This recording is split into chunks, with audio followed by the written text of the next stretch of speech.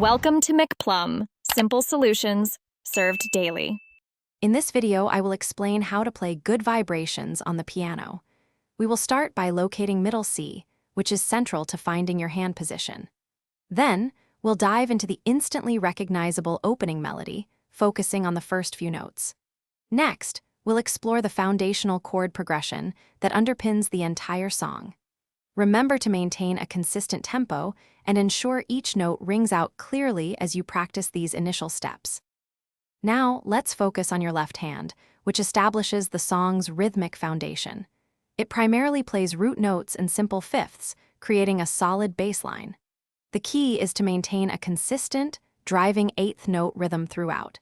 This provides the essential groove for the right hand's melody. Start practicing this hand slowly, ensuring each note is accurate and evenly spaced before increasing your speed. Moving to the right hand, this is where the iconic melodies and harmonies truly shine.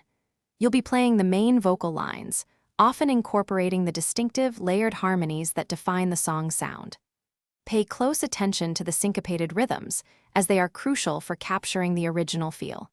For the higher, more ethereal sections, use a lighter touch to create that floating, dreamlike quality. To master good vibrations, begin by practicing each hand separately until they feel comfortable. Then, gradually combine them, using a metronome to ensure your timing is precise and steady. Listen carefully to the original recording to internalize the song's unique stylistic nuances and feel. Finally, break the piece into smaller, manageable sections, perhaps 4 to 8 measures at a time, to make your practice more effective and less overwhelming. Thanks for watching, stay juicy, and subscribe.